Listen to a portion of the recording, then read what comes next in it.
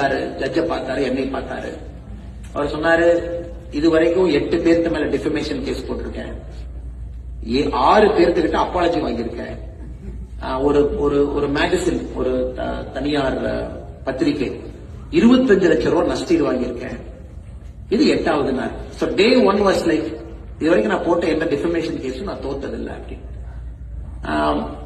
எனக்கு 82 வயசு ஆகுது, நான் ஒரு அரசியல் கட்சியில் 50 வருஷமா இருக்கேன், நான் அரசியல் கட்சியினுடைய பொருளாளராக 35-40 வருஷம் இருக்கேன் அப்படின்னு ஒரு பேசினது.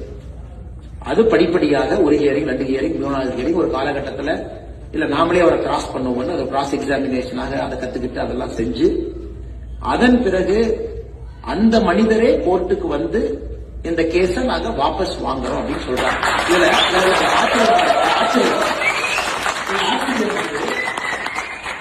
ஒரு 4 பேர் பத்திரிகையில் எழுதுறான்.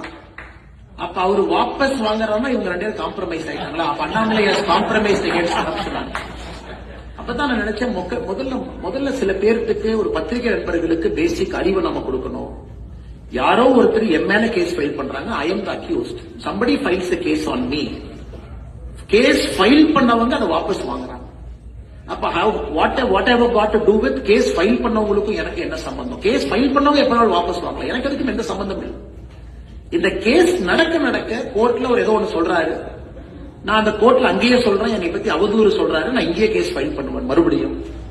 அதுக்கு அவர் சொல்றாரு, இல்ல கோர்ட்டுக்குள்ள பேசுற விஷயம் ப்ரொடெக்டட், கோர்ட்டுக்குள்ள நம்ம பேசுற விஷயம் வந்து protected, it's not a public place. நான் ஆர்கியூ பண்றேன், இல்ல 50 பேர் பார்த்துட்டு இருக்காங்க, எனக்கு அதெல்லாம் என் மனசு எனக்கு கஷ்டமாகுது, என்னை பத்தி தவறா சொல்றாரு, we have to file a case சண்டை போட்டு அந்த கேஸை அக்செப்ட் ஆகும். அந்த ஜட்ஜு என் கம்ப்ளைண்ட்டை வாங்கிக்கிறாரு, கம்ப்ளைண்ட்டுக்கு நம்பர் ஆகும்.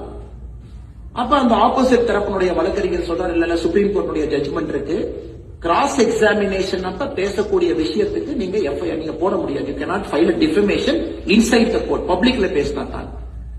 அது நம்பர் ஆகாம ஒரு கம்ப்ளைண்ட் இதே ஃபைல் இருக்கு. சோ இந்த மனிதன் கேஸ் போட்ட ஒரு மனிதன் போய் வாபஸ் வாங்குறாரு, நம்பர் ஆகாத ஃபைல் அதுவும் இருக்கு. அதுக்கு 2 பேர் எழுதுறாங்க, அப்ப அண்ணாமலை கேஸ வாபஸ் வாங்கினாரா, அவரு கேஸ வாபஸ் வாங்கினாரா, எனக்கு தெரியல. அதனால this is the level of political discourse it has come. நான் ஒரு ட்வீட் போட்டேன், நான் சொன்னது எல்லாம் உண்மை, இன்னைக்கு உண்மை, நாளைக்கு உண்மை. இதுவரைக்கும் நான் யாரை பத்தி என்ன பேசணும் தொடர்ந்து அதை பேசுவேன், அதுல எந்த மாற்று கருத்தும் இல்லை. அதை சந்திச்சுக்கலாம். எதுக்காக இந்த பாயிண்ட் நான் சொல்றேன் அப்படின்னாங்க, நான் கரப்ஷனுக்காக personally I paid a price. சண்டை, சச்சரவு, கேஸ், லோட்டு லூசுக்கு ஏறுறது இறங்குறது, இந்த வேலை தமிழ்நாட்டில் கரப்ஷன் கட்டுக்குள்ள வருது அப்படிங்கறதுங்க ஒரு நாகரிக குடிமகனாக வெரி வெரி ஹாப்பி. ஃபைனலி ஏதோ ஒரு இடத்துல யாரோ ஆரம்பிச்சிருக்காங்க.